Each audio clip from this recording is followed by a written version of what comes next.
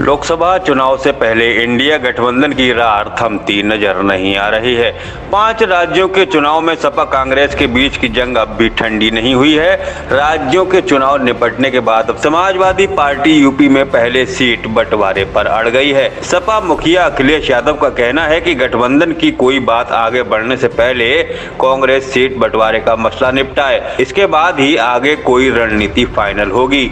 दरअसल यूपी में कांग्रेस लोकसभा की ज्यादा सीटें चाहती है और इन सीटों पर अपने मनमाफिक उम्मीदवारों को चुनाव मैदान में उतारना चाहती है। उधर सपा पहले उम्मीदवारों के नामों पर विचार करके ही सीट बंटवारे के फार्मूले को मंजूरी देना चाहती है। खास बात यह है कि सपा कांग्रेस को कम सीटें देने की बात कर रही है। इसी बात को लेकर सपा और कांग्रेस के बीच तनातनी बरकरार है। जल्द ही इंडिया गठबंधन के घटक दलों के बीच लोकसभा सीट बंटवारे की कवायद शुरू होनी है। वहीं मौजूदा हालात को देखते हुए तकरार की यह गुत्थी जल्द सुलझने के आसार नजर नहीं आ रहे हैं। सपा ने फैसला किया है कि घटक दलों के पास मजबूत प्रत्याशी होने पर ही वह कोई भी सीट छोड़ेगी। सीटों के बंटवारे के लिए तृणमूल, सपा और डीएमके सरीखी क्षेत्रीय पार्टियां भी एक समान फार्मूला अपनाने पर सहमत हैं। कांग्रेस अध्यक्ष मल्लिकार्जुन खड़गे ने 6 दिसंबर को इंडिया के प्रमुख 15 घटक दलों के नेताओं की बैठक बुलाई थी, लेकिन तृणमूल कांग्रेस की नेता ममता बनर्जी, सपा अध्यक्ष अखिलेश यादव, डीएमके नेता MK Stalin, Janata Dal you नेता नीतीश कुमार और झारखंड मुक्ति मोर्चा के नेता हेमंत सोरेन ने बैठक में भाग लेने से मना कर दिया। इसके बाद होने वाली बैठक को भी फिलहाल टाल दिया गया है,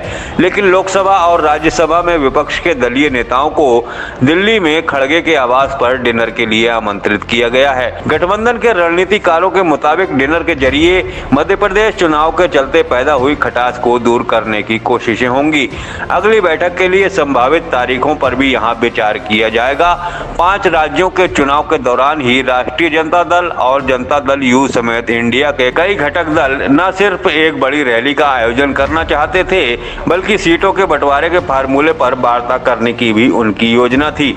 लेकिन कांग्रेस ने 5 राज्यों के चुनाव के नतीजों के बाद इस पर विचार करने की बात कहते हुए मामले को टाल दिया था। इंडिया गठबंधन के सूत्रों का कहना है कि अब क्षेत्रीय शक्तियां भी सीटों के लिहाज से कांग्रेस की बहुत ज्यादा बात मानने के लिए तैयार नहीं है। सपा पहले ही कांग्रेस से कह चुकी है कि यूपी में वो जो सीटें चाहती है उन पर किस नेता को चुनाव लड़ाएगी, पहले यह बताए।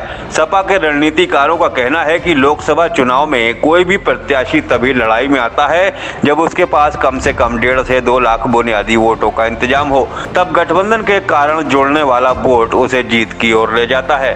इसीलिए पहले कांग्रेस को यह बताना होगा कि 1.5 से 2 लाख बुनियादी वोट हासिल कर सकने वाले कौन से नेता उसके पास हैं। सीट बंटवारे की बात उसके बाद ही शुरू होगी। सपा सूत्रों का कहना है कि इंडिया की समन्वय बैठक में मांगे जाने के बावजूद कांग्रेस ने उन नेताओं की सूची नहीं सौंपी है जिन्हें वह यूपी में लोकसभा चुनाव लड़ाना चाहती है। अब देखना यह होगा कि लोकसभा चुनाव से पहले सपा कांग्रेस के बीच तकरार की लड़ाई कहां तक जाती है। साफ जाहिर है कि सीट बंटवारे की लड़ाई अगर समय रहते शांत नहीं हुई तो चुनाव में दोनों ही दलों को इसका खामियाजा बुरे नतीजों के रूप में भुगतना पड़ सकता है।